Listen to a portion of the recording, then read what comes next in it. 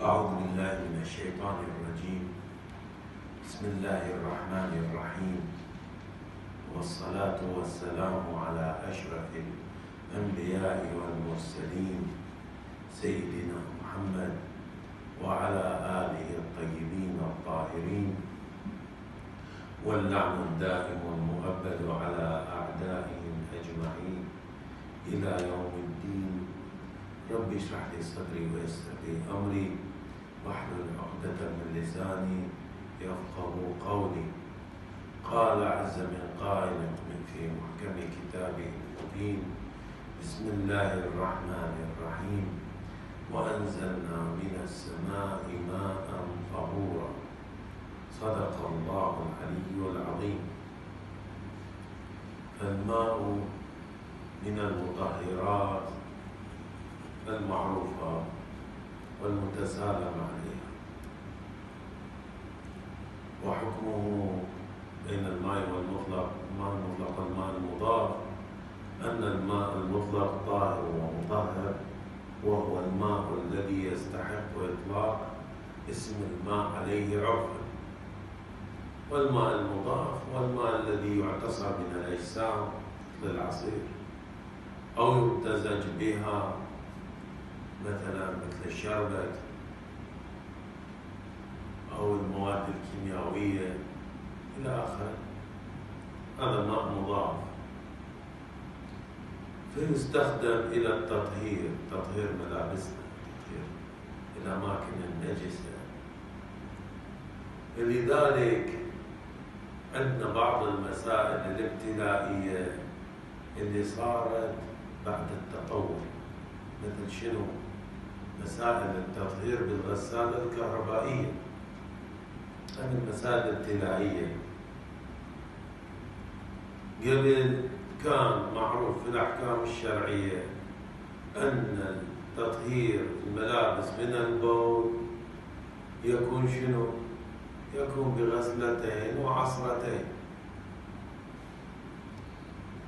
الآن وما غير البول غسله وعصره زين. أما من جد الغسالات تغير الوضع، الغسالة الكهربائية تغيرت الأحكام. تعال الآن الغسالة تغسل وتعصر، شلون؟ بعض المحتاطين اتخذوا الوضعية القديمة ويا الوضعية الجديدة، يعني قاموا يغسلون الثياب ويعصرون غسلتين وعصرتين من البول أو من الأمور الأخرى، غسلة وعصرة، وبعدين يفلتون الثياب في الغسالة ويقول لك كفى الله المؤمنين القتال. أنا الحين تأكدت أن الشيء طاهر، لكن آخرين يقولون لا، احنا نبغي بالغسالة، يعني سالفة احنا نغسل مرتين ثلاث، أجل حقوا جايبين الغسالة. ففيني أحكام معينة قبل كل شيء. مسألة يجب الالتفات إليها، مسألة التانك. تانك الماء المفروض يصير كر عشان يصير عندنا سهالات واجد في التطهير له. فتانك الماء كر يعني فوق ال 575 لتر أكثر، يعني من هذا المقدار على الأقل.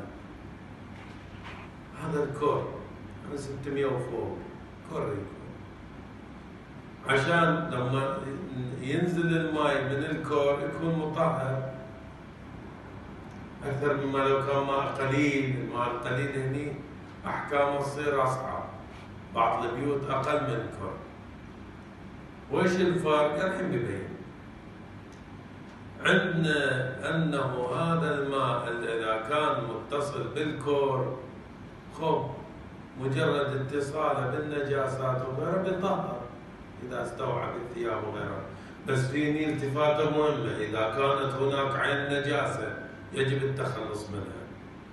يعني كان يكون أجلكم الله شيء من الغائط، وهذا دخلته بالغسالة بظل هو الغائط راح يعقب الدوران، ما سوى لنا شيء، بالعكس صار أقدر الوضع.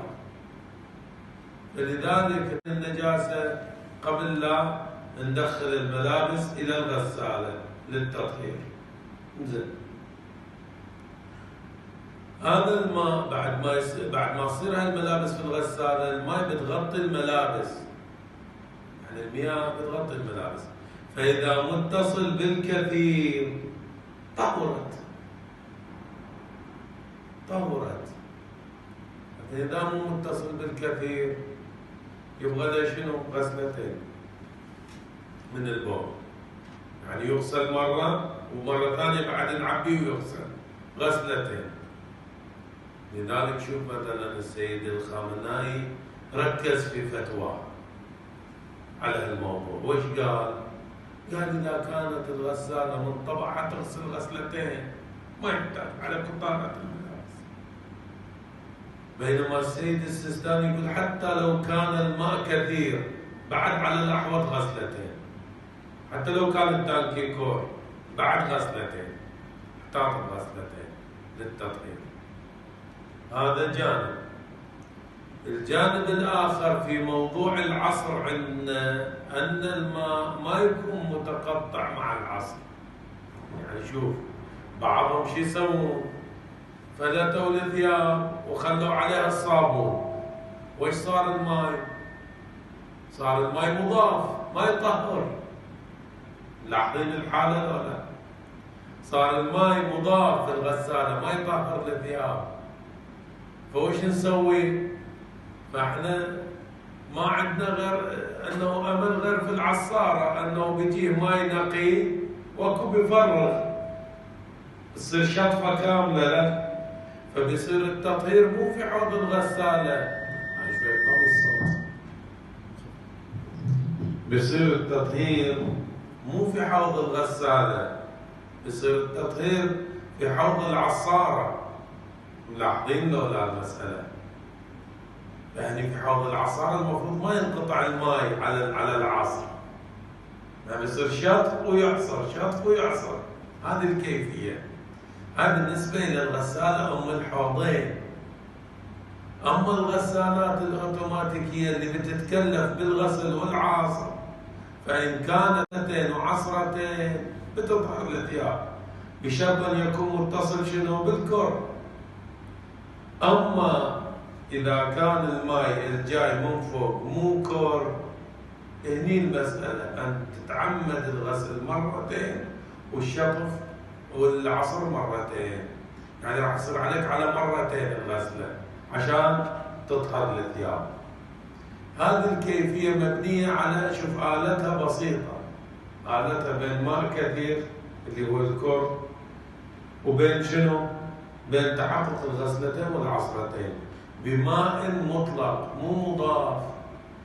انحطوا الصابون صار ماء مضاف، صار تطهير بمعنى التنظيف بس مو تطهير بمعنى إمكانية الصلاة بالثوب.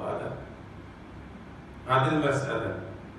أتمنى أن تكون المسألة واضحة، لأنه كثير من الناس ما يدرك هالشيء. بالعكس عندنا قضية السيد الخامنائي يتشدد في قضية أنه إذا كانت هذه الملابس في السابق تغسل بطريقة خاطئة يعيد صلواته،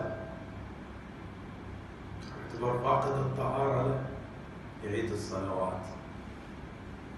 فعلى هذا الحذر جيد في مثل هالأمور من أجل تطهير الثياب. ونسأل المولى العلي القدير أن يثبتنا على دينه ويهدينا سبيل الرشاد. وصلى الله على محمد وآله الطيبين الطاهرين.